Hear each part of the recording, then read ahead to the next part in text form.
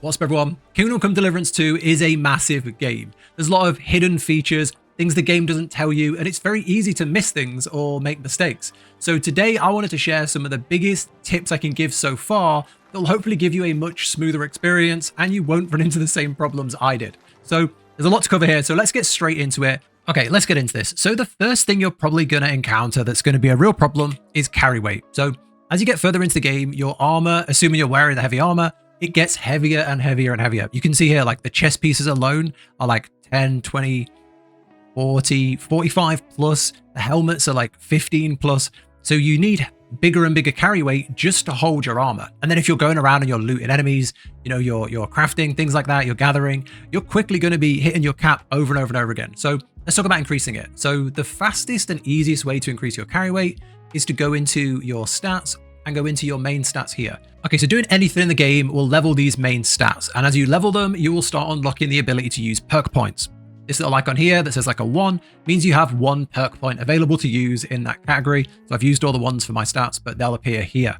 Now, the one you want to be leveling is strength for carry weight. So if we look at the details here, it says leveling your strength increases your carry capacity. And I believe it's 10 pounds per level. So it's very significant. And, you know, I'd definitely be leveling this if you can. And it's used, it goes up by using strong weapons. So it says here, experience is primarily gained through combat. If you use weapons that require higher strength levels, you gain more XP. I've got to 16 just from using a bow and a sword. But if you're using a heavier, like a maul or a two-hander, you'll probably get even more of this strength level. Now, not only do you want to be leveling it, you want to be getting the perks inside of it. So some of the good ones, hardworking lad increases your carry capacity by 8 pounds. Pack mule is 12 pounds. And then strong as a bull is a further 20 pounds. So getting all of those will give you a massive amount. So yeah, the additional carry capacity will just help you save time. Less time going around all the different vendors, less time, you know, moving things from your stash to yourself, going around, fast traveling, things like that. So definitely something to work on. And I'd also say get a horse. If you haven't got one yet, I'd get one as soon as possible. Not only are they good for traveling around, they can carry items for you. So you get one early in the story as well. So if you're super early in the game, do a little bit more story and you'll unlock your first horse. The reason they're so good is because you can get equipment for them and you can increase their carry weight. So this is not the best horse. It's a pretty, you know, average early on horse, and it has a carry capacity of 193 pounds. You can load it with items. You can dump 200 pounds worth of items on it and then fast travel around everywhere. You can use it to move items to vendors, your stash, things like that. So really, really good. I will say certain items do increase this. So you can see here, we've got the Moglen saddle. And if I take that off, it's 138.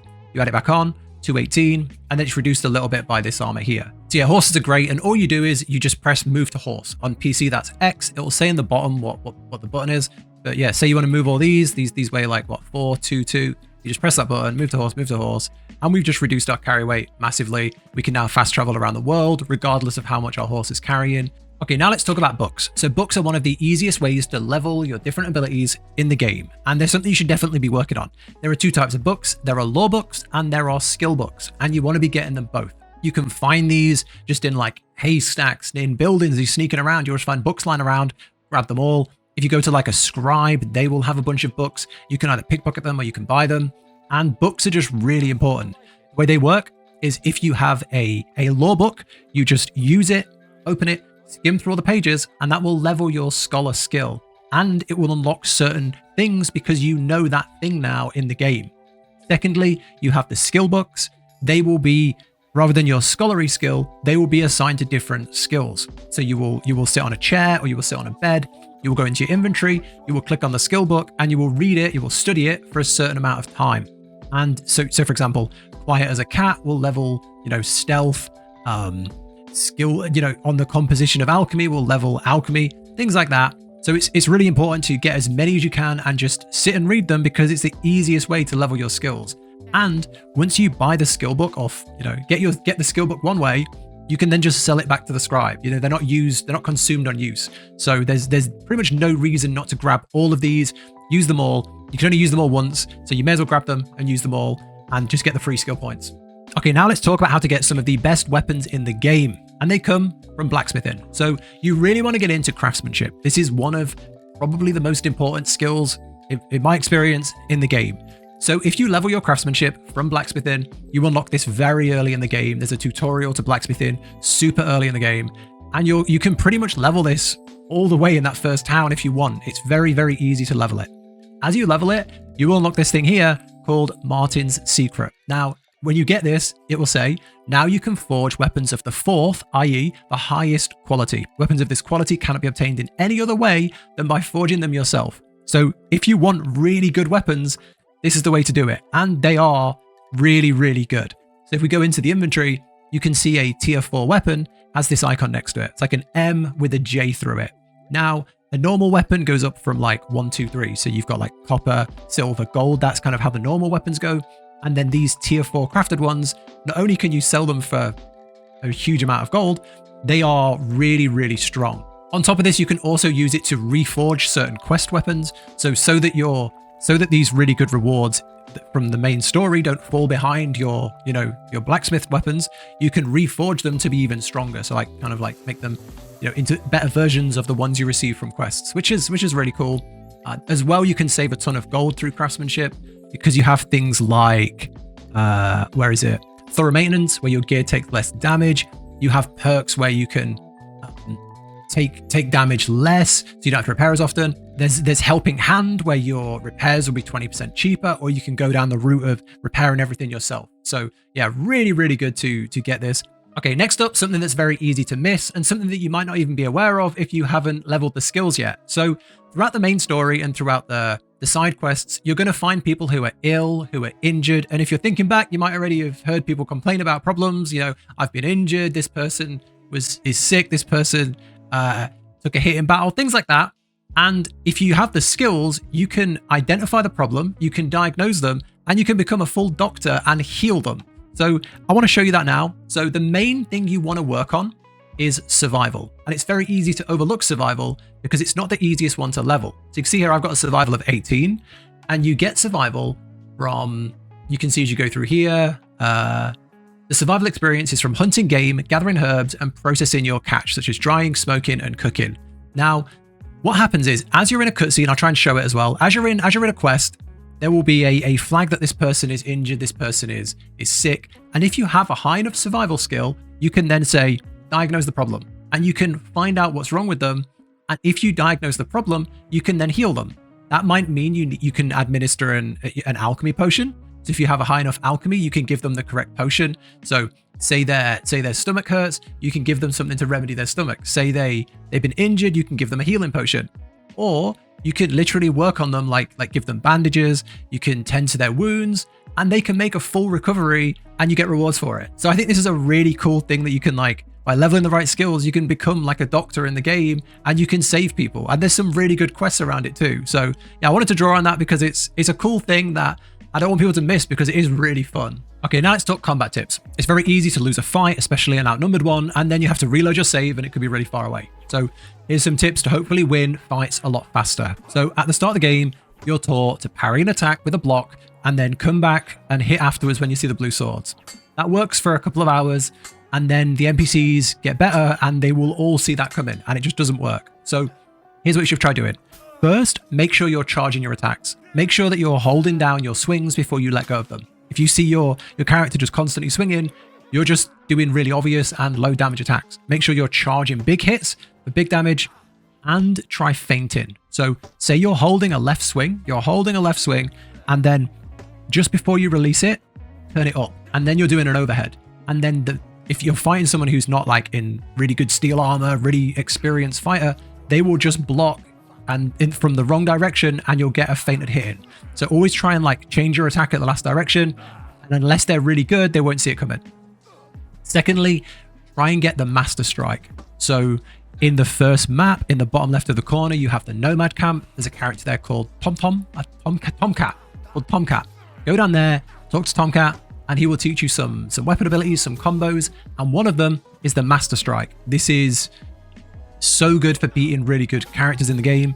When they are swinging from, say, the left, you swing from the right. At the same time, you clash, and then you get a free attack in. They're doing an overhead, you attack from an underhead, you don't block, you attack, and then you get a free attack in, and it works on almost everyone. If you combine some feints, some of those, good parries, you'll just fly through. If you're just doing the parry riposte, the fights are going to take a long time, and in outnumbered fights, you're just going to keep getting bonked from left and right, and it could just go really wrong. So yeah, hopefully that helps. Okay, now some tips to make ridiculous amounts of gold and get some of the best gear in the game that you probably shouldn't be getting at your level. And that is from taking it from other people. So if you go into your stats, we've got 2 main skills here, and that is in the skills, you have thievery and you have stealth. You want to work on both of those, and you want to just take everything you want. You can walk behind a guard, you can walk behind a player, or you can walk behind an NPC, and you can pickpocket them and take the keys to their shop. Go in their shop and loot everything. You can take the keys from the guard, go into the guardhouse, and take all of the gear from that zone. And when I say these chests are loaded, they are loaded. I'm talking like thousands and thousands of gold per chest. So these chests would normally be very hard. If you pickpocket them, you take the key, instantly just unlocks. You don't have to do the lockpicking game. Or if you want to level lockpicking, you can just go and lockpick them instead. So yeah, definitely work on that. Another way to get really good gold is as you're riding around, you will see players, you'll see like humans, you'll see mercenaries riding their horse. So if you're crossing the roads, you'll find, you'll also find guards and good people, but you will find people that, aren't city affiliated, and you can just fight them. You can draw your bow on your horse and attack them. You can get off and sit in front of them and take them off their horse. You can fight them, you can take them down, and you can fully loot them. And I've got some of the best gear I've found from these random people that are just riding from town to town. Not only that, once you've taken these people down, make sure you take down their horse. If you take down their horse, you can then loot it. You can butcher the horse and you can loot the horse, and that's how you get some of the best horse gear. So yeah, that's some tips to get over geared for whatever zone you're in. If you're in the first map, if you're doing the early game stuff, start finding the mercenaries, start looting the different shops. Once you get into the second map, there's even more stuff. So yeah, hopefully that helps you get giga geared and have enough gold to buy everything you need. Okay, now let's talk about secret perks. So if you go into your player tab and you look at all your different abilities, it looks like there is only around 10 perks per section. So 10 for alchemy, 10 for craftsmanship, around that, ish. And they'll all be here as you go on, and you can get all of these from playing the game. However, there are more than what the game shows you. So for example, if you were to open the thing here and you can see, if you look at them, it tells you the level that you need for them. And all of these, can be unlocked through the game. However, this one here, hammer, you've spent so much time in the forge pounding on iron that you feel like hammer weighs nothing. Attacks and blocks made with heavy weapons consume 10% less stamina. So from doing lots of blacksmithing, I unlocked a secret perk that makes me better with heavy weapons, which is really, really cool. If you go into alchemy, I've got lab dweller. Because you've spent so much time making potions, the effect of potions lasts longer and your hangovers are shorter.